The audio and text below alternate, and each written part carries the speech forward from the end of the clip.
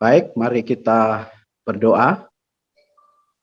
Bapa, malam hari ini kami sungguh bersyukur dan berterima kasih untuk kesempatan di mana kami boleh bersekutu bersama-sama, kami boleh menyembah Tuhan, kami boleh meninggikan Engkau dan mempersembahkan puji-pujian bagi kemuliaan nama-Mu. Sebab Engkau Allah yang layak menerima semuanya dari kami. Hanya Engkau saja Allah yang patut menerima penghormatan dan menerima penghargaan yang tertinggi dari kami. Dan itulah sebabnya kami menyembah Engkau. Dan pada kesempatan ini juga kami mau mendengar sebagian dari kebenaran firman-Mu. Allah Roh Kudus, Engkau berbicara. Katakan isi hatimu, apa yang hamba sampaikan, biarlah itu benar-benar menjadi isi hati Tuhan yang pesan yang mau Engkau sampaikan kepada kami semua. Biarlah setiap kata-kata hamba-Mu menjadi firman yang berkuasa dan berwibawa, menjadi firman yang berotoritas atas hidup kami. Demikian juga hamba-Mu yang penuh kekurangan dan keterbatasan, beri hamba-Mu urapan, agar lewat pelayanan hamba malam hari ini, kami semua yang ikut dalam acara persekutuan Zoom dari GKMI Gloria Patri diberkati.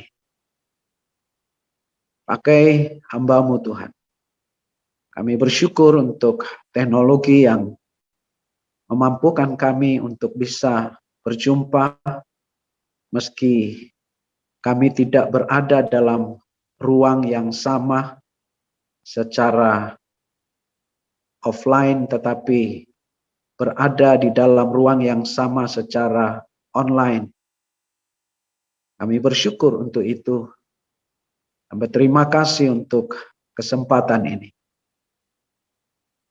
Kami tolak segala intervensi dari segala kuasa-kuasa di udara, kuasa-kuasa kegelapan yang menghambat pelayanan hamba-Mu pada malam hari ini, yang mengganggu sinyal melalui perangkat wifi ataupun sarana yang kami pakai. Dalam nama Tuhan Yesus, semua dapat berjalan dengan baik dan sempurna. Terpujilah nama-Mu Tuhan. Kami siap mendengar firman-Mu. Haleluya. Amin. Selamat malam, saudara-saudara yang dikasih dalam Tuhan. Shalom. Shalom, selamat malam, Mbak.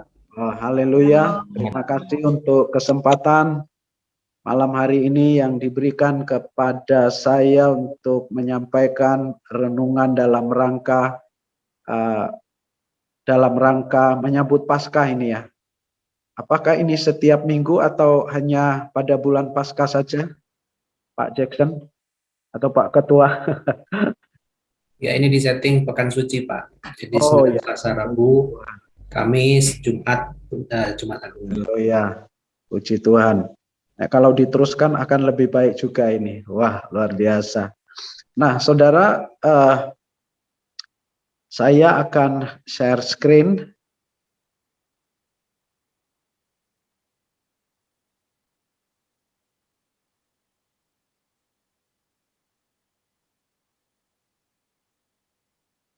Oke, apakah sudah bisa melihat? Bisa, Pak. Puji Tuhan. Nah, tema malam hari ini berbicara tentang rindu kesetiaan Yohanes. Jadi nampaknya dalam rangka pekan suci ini kita terus bicara soal kesetiaan ya. Nah, malam ini kita bicara soal kesetiaan Yohanes. Nah, saya mencoba cari di mana ayat yang mengatakan Yohanes seorang yang setia. Ya memang secara literal kita tidak menemukan ayatnya. Akan tetapi jika kita melihat keterangan-keterangan dari narasi Injil, kita dapat menyimpulkan bahwa Yohanes adalah seorang yang setia. Saya setuju dengan teman-teman hamba Tuhan maupun majelis yang memberi tema tentang kesetiaan Yohanes.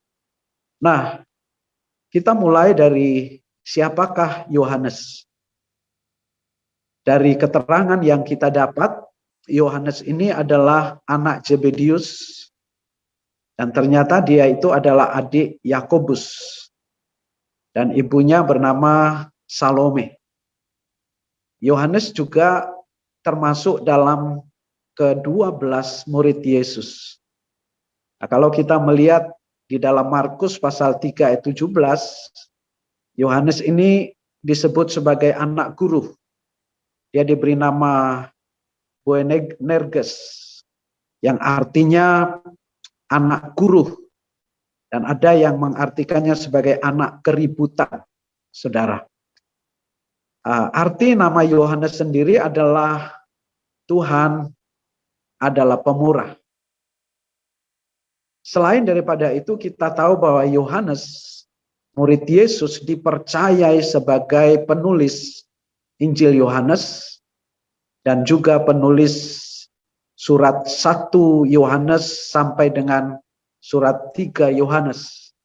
Dan juga diyakini dan dipercayai secara umum bahwa kitab terakhir dalam Perjanjian Baru, yaitu kitab Wahyu, ditulis oleh Yohanes ini.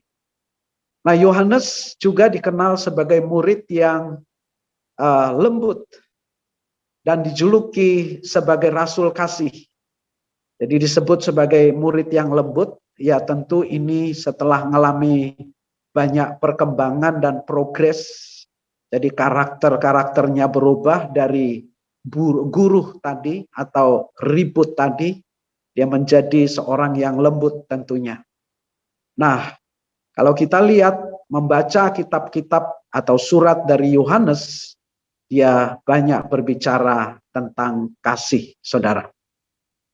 Nah, akhir dari hidup si Yohanes ini, oleh pemerintahan Romawi, ia dibuang ke Pulau Patmos. Ia hidup, ada yang mengatakan bahwa dia hidup di dalam goa di sana. Lalu kemudian di pulau inilah Yohanes itu menerima pewahyuan dari Allah yang kemudian ditulis dalam kitab Wahyu yang kita kenal sebagai kitab Wahyu sekarang. Setelah masa pengasingannya, ia kembali melayani di Efesus sampai akhir hayatnya saat ia berusia 100 atau ada yang menyebut 99 dan sampai 100 tahun. Perlu saudara ketahui bahwa ketika Injil Matius, Markus, Lukas, dan juga surat-surat muncul, Yohanes yang adalah murid Yesus itu sudah ada. Jadi di abad pertama, kitab yang Perjanjian Baru belum tersusun seperti apa yang kita terima saat ini. Nah, salah satu murid Yesus yang menjadi yang menjadi tolok ukur gereja mula-mula untuk menerima kanonisasi kitab Perjanjian Baru, salah satunya adalah kitab-kitab yang dibaca di dalam gereja-gereja di gereja mula-mula itu sudah mendapatkan persetujuan dari Yohanes ini, saudara. Nah, menurut sumber yang lain, Yohanes itu pernah dimasukkan dalam wadah besar yang kemudian diisi dengan minyak panas. Tetapi mujizat Tuhan terjadi, ia tidak mengalami luka sedikit pun. Nah, saudara, dalam perkembangan kehidupan Yohanes sebagai manusia tentu ya memiliki banyak kelemahan dan kekurangan juga, saudara. Yohanes disebut sebagai Boanerges atau anak guntur, anak guruh. Itu merupakan gambaran dari kepribadian aslinya yang sebenarnya. Kepribadian yang penuh gairah, kepribadian yang ambisius, lalu kadang-kadang bertindak gegabah dan juga agresif. Kalau saudara baca di dalam Markus pasal 9 ayat 38 sampai 41, di sana ada narasi ia pernah melarang seorang yang mengusir setan dalam nama Yesus. Dia iri rupanya. Lalu kemudian kalau saudara baca dalam Lukas pasal 9 ayat 51 sampai 55, Yohanes ini bersama dengan saudaranya hendak meminta api turun dari langit untuk menghancurkan orang Samaria yang menolak kedatangan Yesus. Jadi saudara dapat membayangkan bahwa menggambarkan bagaimana kepribadian asli daripada Yohanes ini, saudara. Lalu kemudian melalui ibunya, ia meminta, ya ibunya dalam hal ini adalah Salome, meminta kedudukan untuk duduk di sebelah kanan atau di sebelah kiri Yesus dalam kerajaannya kelak. Kalau sudah baca di dalam Matius pasal 20 ayat 20 sampai 24 dan Markus pasal 10 ayat 41. Tetapi saudara, Yohanes justru belajar dari pengalaman-pengalaman yang tidak menyenangkan ini, saudara. Ia menjadi pribadi yang berubah, yang tadi disebut sebagai guru, sebagai orang yang bergairah dan agresif, tetapi dia berubah menjadi pribadi yang lembut dan penuh kasih. Nah, dalam perjalanan waktu, Yohanes mengalami perkembangan yang luar biasa. Dan kita melihat setelah kematian Yesus di kayu salib, Yohanes ini menjadi suko guru di gereja Yerusalem. Dan ini saudara bisa melihat di dalam Galatia pasal 2 ayat 9. Dan dia tetap setia sepanjang hidupnya. Kalau saudara melihat di dalam Wahyu pasal yang kedua, Yohanes berbicara tentang setia sampai akhir. Nah, saudara, beberapa catatan penting di dalam Injil-Injil. Kita belajar secara khusus melalui Injil Yohanes yang ditulis oleh Yohanes. Dia beberapa kali disebut sebagai murid yang dikasihi. Tentu dikasih oleh Yesus. Salah satu hal yang membuktikan bahwa Yohanes adalah seorang yang setia. Dia disebut sebagai murid yang dikasih oleh Yesus. Nah, dari ke-12 murid Yesus, Yohanes ini termasuk salah satu murid ring satunya Yesus. Nah, kita melihat ada 3 murid yang selalu dekat dengan Yesus. Saya menyebutnya ring 1, yaitu Yohanes, Yakobus, dan Petrus. Nah, saudara, mengapa dia disebut sebagai murid yang dikasihi Yesus? Tentu saja bukan karena sekedar faktor kedekatannya dengan Yesus. Akan tetapi saya yakin dan percaya itu terjadi karena dia setia, saudara. Nah, menarik sekali kalau saudara melihat di dalam Yohanes pasal 15 ayat 1 ayat sampai dengan ayat yang ke-8, di mana Yohanes maksud saya, menulis tentang menggambarkan tentang relasi seseorang dengan Tuhan itu seperti pohon dan ranting-rantingnya. Saya senang sekali dengan bagian ini, saudara.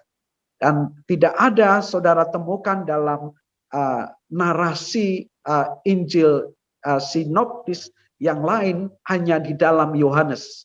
Dia berbicara tentang gambaran relasi seseorang dengan dengan Tuhan itu seperti ranting dengan pohonnya. Jadi ranting itu harus melekat dengan pohonnya supaya berbuah lebat. Atau bukan sekedar berbuah, supaya juga tetap hidup, saudara. Kalau ranting itu tidak melekat pada pohonnya, maka ranting itu seperti ranting yang dipotong, lalu kemudian menjadi kering, dan tentu saja tidak bisa berbuah, saudara.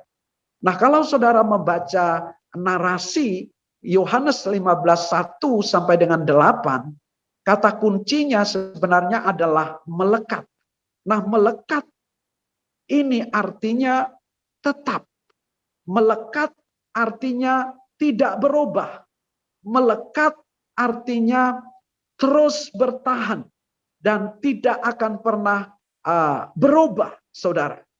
Jadi meskipun gunung-gunung beranjak, saya tetap melekat kepada Yesus.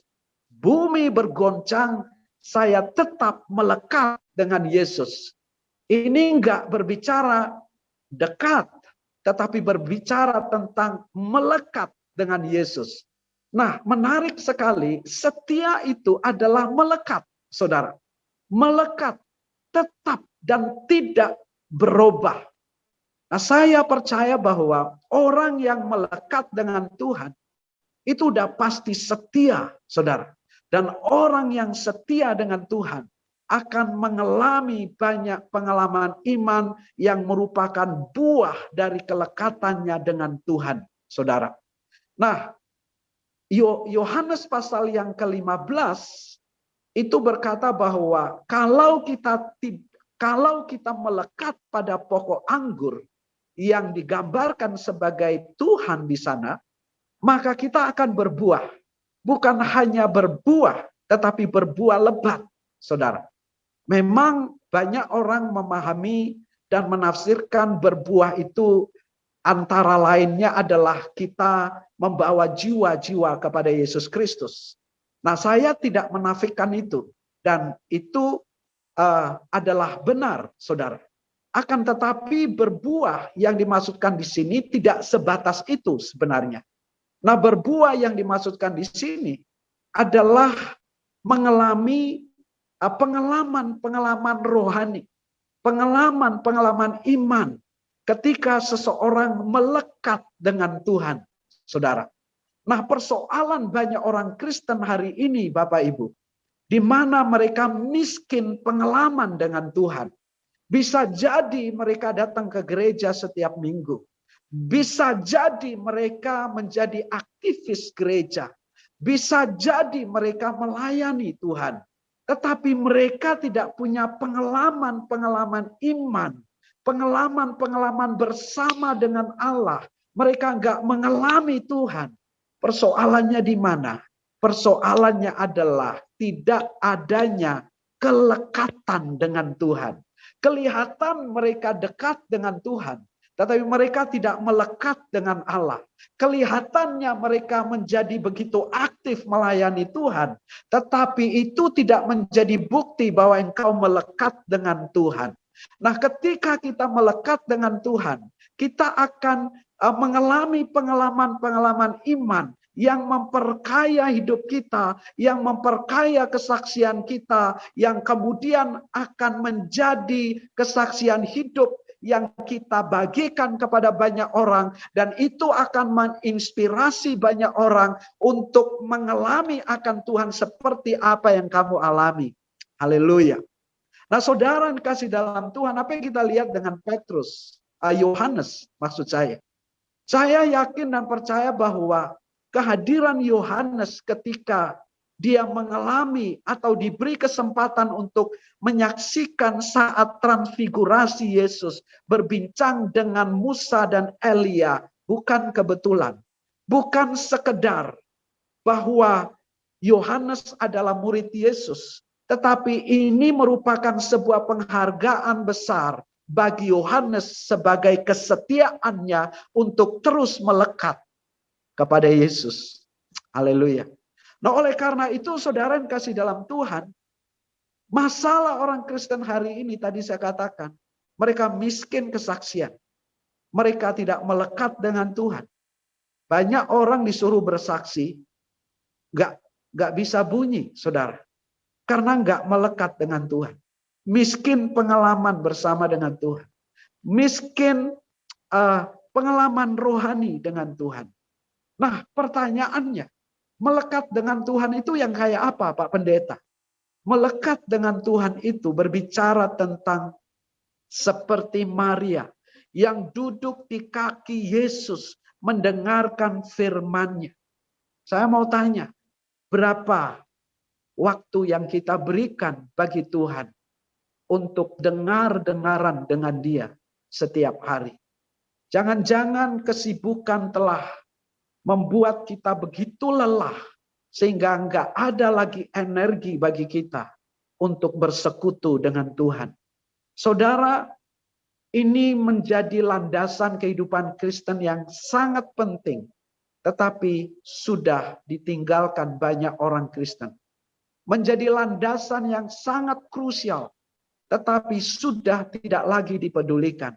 Mereka menganggap bahwa ini sesuatu yang menghabiskan waktu. Menghabiskan waktu. Untuk apa saya merenungkan firman Tuhan tiap hari? Untuk apa saya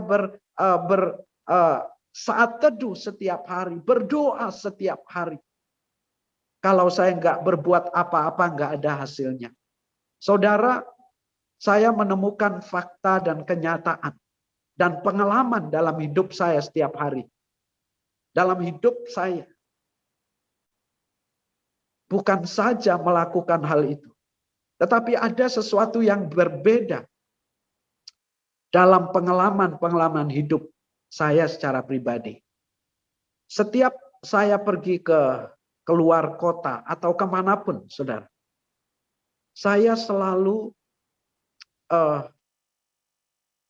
mengambil kesempatan untuk berdoa bagi seseorang, siapapun. Entah itu di mall, di tempat parkir, di jalan-jalan, saudara. Seolah-olah ada semacam gerakan. Kamu mesti mendoakan orang itu. Dan saya datang. Dan biasanya nggak pernah saya ditolak. Dan di tengah keramaian di mall, saya berdoa untuk orang. Nah, tentu saja sebelum saya berdoa, saya berbicara tentang Yesus. Apa adanya, saudara. Dan ini menarik sekali, Bapak Ibu. Dulu saya nggak punya keberanian untuk itu. Tetapi hari ini, saya punya keberanian yang sepertinya di luar nalar manusia. Dan saya meyakini bahwa itu merupakan efek dari kelekatan dengan Tuhan. Saya yakin dan percaya ketika Yesus menegur jemaat di Efesus di dalam Wahyu pasal yang kedua.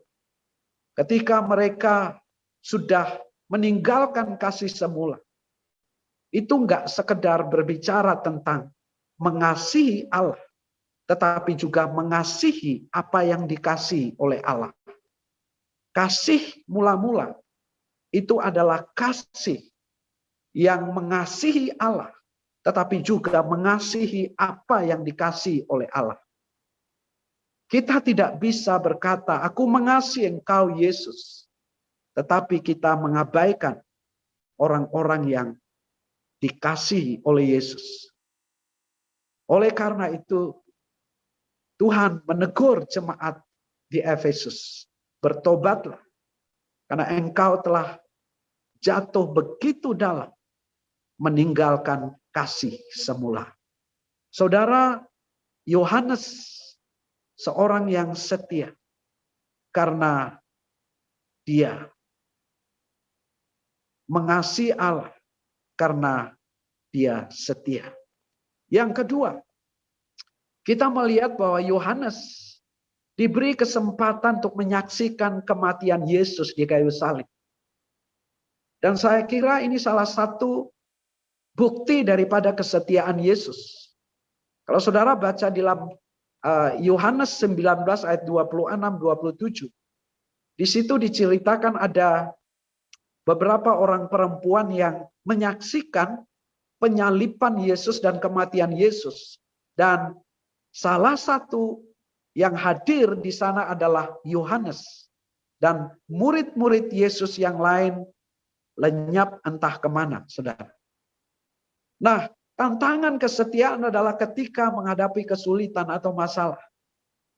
Saat Yesus disalibkan, murid-murid yang lain tidak kelihatan entah kemana. Tetapi Alkitab menjelaskan Yohanes ada di sana. Dia hadir menjadi saksi mata dari penyaliban dan kematian Yesus. Beberapa hari yang lalu saya menyaksikan seorang yang mengaku dirinya sebagai pendeta. Tetapi sayang sekali dia murtad dan meninggalkan imannya, pindah kepada kepercayaan yang lain. Usut punya usut dari kesaksian orang yang mengaku satu kota dan sahabat dari pendeta yang murtad itu. Ternyata orang itu adalah orang yang banyak sekali masalah. Dia terlilit dengan utang. Jadi dia punya persoalan keuangan dan dia nggak tahu jalan keluar. Satu-satunya dia keluar dari imannya, jual Tuhan Yesus. Dan dia menjadi seorang yang mualaf. Seperti itu. Cerita Injil kita juga melihat adanya Yudas yang mengkhianati Yesus karena uang. Dan Petrus menyangkali Yesus saat ia merasa terancam. Kadang-kadang dalam situasi normal mungkin kita berkata, I love you Jesus. Tetapi ketika ada kesulitan kita mulai tidak setia. Kita kompromi dengan dosa, dengan jalan dunia. Yang penting masalah saya selesai. Gak usah pakai Yesus-Yesusan dan lain-lain. Saudara. Apa yang kita lihat dengan Yohanes? Dia hadir mengantar kematian Yesus di kayu salib. Kesetiaannya tidak goyah. Meski resiko menanti, saudara. Ujian kesetiaan adalah ketika kita dihadapkan dengan tantangan dan persoalan hidup. Dan kita belajar dari Yohanes, dia satu-satunya murid Yesus yang meninggal karena usia yang tua. Dan dia membuktikan dia setia sampai akhir. Lalu bukti kesetiaan Yohanes yang lain adalah bukan saja dia menjadi saksi dari kematian Yesus. Yang ketiga kita melihat bahwa Yesus menitipkan ibunya kepada Yohanes. Nah ini sesuatu yang menarik saudara. Gak mungkin bagi kita mempercayai seseorang karena ketidaksetiaannya. Gak mungkin kita mempercayai seseorang karena tidak jujur. Apalagi kepada orang yang gak jelas. Tetapi akhir dari hayat Yesus, detik-detik hembusan nafas terakhir Yesus di atas kayu salib. Yesus menitipkan ibunya kepada Yohanes. Yesus mempercayai ibunya kepada Yohanes. Dan dari pihak Yohanes, tentu ini merupakan sebuah kepercayaan yang besar. Sebuah penghormatan yang tinggi. Ini merupakan sebuah kebanggaan yang besar, saudara. Yesus tidak menitipkannya kepada orang-orang hebat, orang-orang yang terkenal. Tetapi Yesus menitipkannya kepada seorang Yohanes yang notabene bukan menjadi siapa-siapa pada saat itu. Tetapi Yesus mempercayai Yohanes atau mempercayai ibunya kepada Yohanes. Saudara, saya mau kasih tahu. Orang-orang yang setia akan menerima kepercayaan dan penghormatan dari Tuhan. Orang-orang yang setia akan menerima kepercayaan bukan karena apa yang engkau berikan, bukan karena apa yang kamu punya, atau bukan karena apa yang kamu buat, tetapi karena kesetiaan. Yohanes dipercayakan oleh Yesus menjaga ibunya adalah sebuah kehormatan.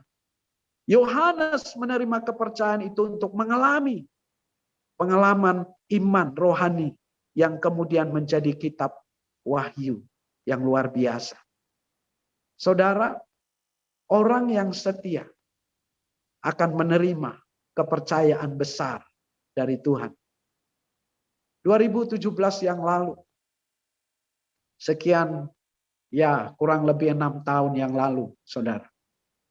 Saya tidak bermaksud untuk mengatakan bahwa saya sudah hebat dan luar biasa. Saya tidak bermaksud untuk sok rohani. Tapi saya hanya ingin membagi pengalaman dengan saudara. Saya rindu pengalaman ini menjadi inspirasi bagi saudara. 2017, saya mengambil keputusan untuk berdoa. Mulai jam 10 sampai jam 1 malam. Saya komitmen 1 tahun 1000 jam berdoa. Dan saya komitmen, tidak sekedar komitmen, tetapi juga konsisten. Gak sekedar konsisten, saya lakukan selama 1 tahun, 2017. Dan mungkin lebih dari 1000 jam, karena kadang-kadang saya melampaui itu, saudara. Dan saya lakukan itu dengan setia.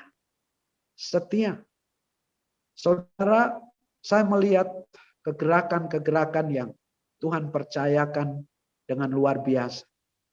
Bukan saja dalam pelayanan saya secara pribadi, dalam lingkup GKMI Demak, tetapi juga dalam lingkup yang lebih luas. Tuhan memberi kepercayaan yang lebih luas. Tuhan memberi kepercayaan yang lebih banyak. Dan saya merasakan itu dengan luar biasa. Salah satunya adalah gerakan Muria Berdoa yang setiap hari Senin dilakukan. Itu dimulai dari 15 orang. 15 orang. Dan saya merasa bahwa Tuhan meminta saya untuk melakukan itu dan memulai. Mulai dari 15 orang. Dan saya berkata, Tuhan, saya mau kalau bisa 30 orang setiap hari Senin berdoa via Zoom, saudara. Dan saya terus berseru kepada Tuhan dengan konsisten dan setia. Dan saudara, sampai hari ini, setiap hari Senin ada 50 orang hadir dalam Muria Berdoa. Dari berbagai pulau yang ada di Indonesia. Minimal 50 orang. Kadang-kadang bisa 100 orang. Dan saya melihat sebuah gerakan yang luar biasa. Saya melihat ada kehausan yang luar biasa. Saya melihat ada kerinduan yang luar biasa bagi banyak orang percaya. Lebih khusus lagi orang-orang GGKMI untuk mengalami sebuah terobosan. Mengalami suatu pengalaman yang lebih besar bersama dengan Tuhan. Dan saya mau kasih tahu bahwa saudara nggak akan bisa dapat dipercayai tanpa kesetiaan. Dan semakin kita membangun kesetiaan kita dengan Tuhan, Tuhan akan memberi kepercayaan dan kehormatan yang lebih luas kepada kita. Dan hari ini, saudara, dan banyak orang diberkati lewat Muria Berdoa. Banyak orang mengalami kebangunan iman melalui Muria Berdoa. Dan saya melihat gereja-gereja mulai sadar betapa pentingnya membangun kelekatan dengan Tuhan. 2 minggu yang lalu, saya diminta untuk melayani di GKMI Pundong, Yogyakarta. Saya berbicara tentang doa yang konsisten dan setia. Dan saudara, Setelah saya melayani khotbah dan para pengurusnya meminta saya untuk bertahan dan mereka mau didampingi dan meminta supaya memberi pengarahan kepada mereka bagaimana membangun, mengalami kebangunan rohani dan terobosan dalam pelayanan. Dan hari itu saya memberi bimbingan kepada mereka dan mendoakan mereka satu demi satu. Dan hari ini saya mendengar dari gereja, dari gembalanya, setiap hari Senin mereka mulai berdoa dan berpuasa di gereja setiap hari Senin. Dan dalam waktu yang relatif singkat ini, Pak Gembala berkata, ada atmosfer yang berbeda.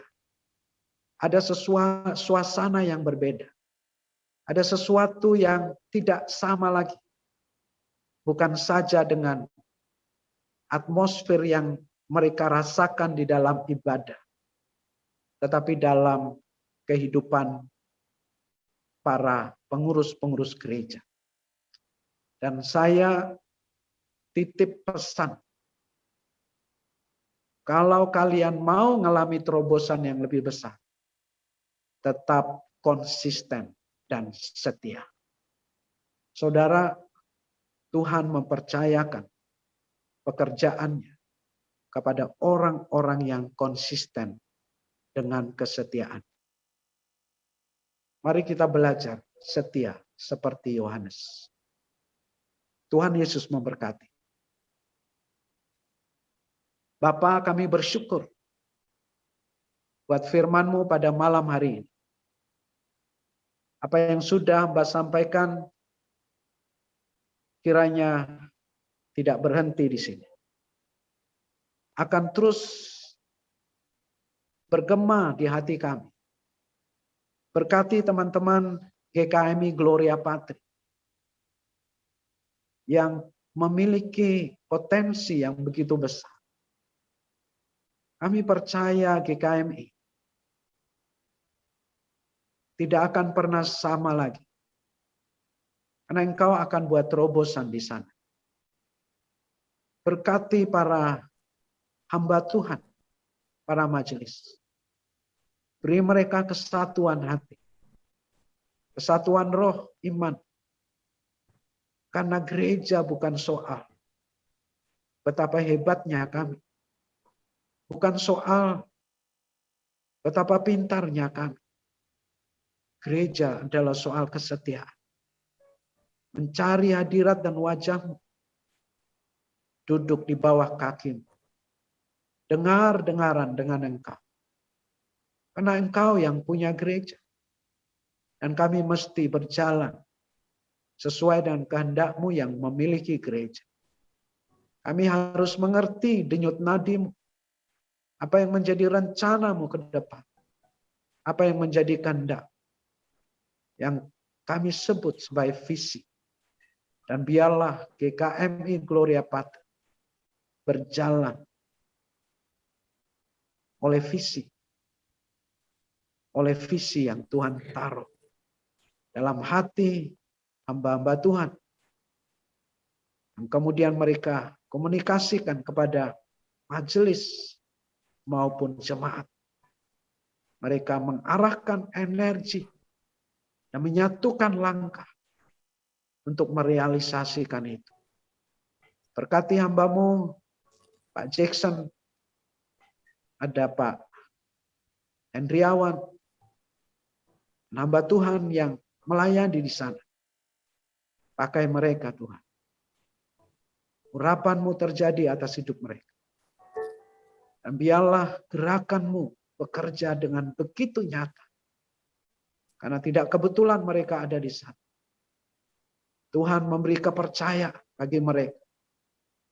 Dan biarlah mereka menjadi hamba yang setia sampai akhir. Majelis Engkau berkati untuk memberi dukungan moral, memberi dukungan rohani, memagari hamba-hamba dengan doa, mulai mengalami akan terobosan baru. Berkati jemaatmu secara keseluruhan, GKMI Gloria Patri. Lawatan Tuhan terjadi. Kuasa-Mu nyata. Kami percaya kehadiran-Mu sanggup menaklukkan hati setiap orang. Dan biarlah kami mengasihi Engkau. Mulai mengasihi Engkau lebih. Kami tidak mau menjadi Kristen rutinitas. Menjadi Kristen upacara. Menjadi Kristen keturunan. Tapi kami mau jadi Kristen yang benar-benar mengasihi Engkau. Mengalami Engkau. Dan mulai setia. Membangun kesetiaan kami akan Tuhan. Lawatan-Mu terjadi. Dalam nama Yesus. Kami berdoa dan mengucap syukur. Haleluya. Amin. Tuhan Yesus memberkati. Ya, pertama-tama saya atas nama keluarga besar GKM Gloria Patri mengucapkan terima kasih kepada Pak Sionari ya, yang sudah menyampaikan kebenaran firman Tuhan yang sangat memberkati. Tuhan memberkati Bapak dan keluarga dan GKM Demak ya Pak. Amin. Bapak Ibu yang dikasihi Tuhan, saya mau menyampaikan rangkaian Pekan Suci berlanjut untuk esok hari. Kamis Putih, ibadah Kamis Putih kita akan melaksanakan besok onsite jam 19, jam 7 malam di gereja ya. Kita akan merenungkan saat-saat semakin mendekati masa kesengsaraan Tuhan Yesus. Sampai berjumpa di ibadah Kamis Putih esok hari jam 19. Demikian Pak Yoga atas waktunya. Terima kasih, Tuhan memberkati. Ya, baik. Terima kasih Pak Sion untuk firman Tuhan hari ini. Ingatkan kami semua bagaimana kami harus setia kepada Tuhan, mengiring Tuhan. Sekalipun ada banyak tantangan, ada masalah, tapi tantangan masalah itu adalah ujian sesungguhnya kesetiaan kami di dalam mengikuti Tuhan. Terima kasih Pak Sion, Tuhan berkati pelayanannya. Mari kita tutup dalam doa. Kami sangat bersyukur dan berterima kasih karena malam hari ini kami boleh bersekutu bersama-sama. Kami boleh menikmati pujian, penyembahan kami kepada Engkau. Dan kami juga sudah disapa oleh kebenaran firman Tuhan, mengingatkan kami supaya kami setia, melekat kepada Tuhan, terus bersama dengan Tuhan, menikmati firman Tuhan, menikmati sebuah pengalaman rohani bersama dengan Tuhan. Dan biarlah kami pun sekalipun menghadapi berbagai macam tantangan, berbagai macam kesulitan, tapi justru kesulitan-kesulitan tersebut itulah yang akan menguji seberapa kami setia kepada Tuhan.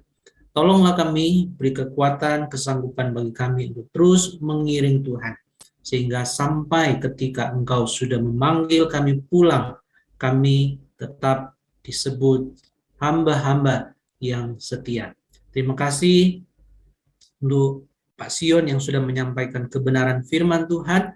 Engkau memberkati hamba-Mu ini dalam segala pelayanan yang Tuhan percayakan di dalam gerejanya maupun di luar gereja. Engkau berkati dia dengan berlipat-lipat, sehingga hamba-Mu ini dengan semua yang dilakukan boleh menjadi berkat semakin besar, semakin luas. Terima kasih Tuhan. Dan sekarang jemaat Tuhan, arahkan hati kepada Tuhan dan terimalah berkat dari Tuhan.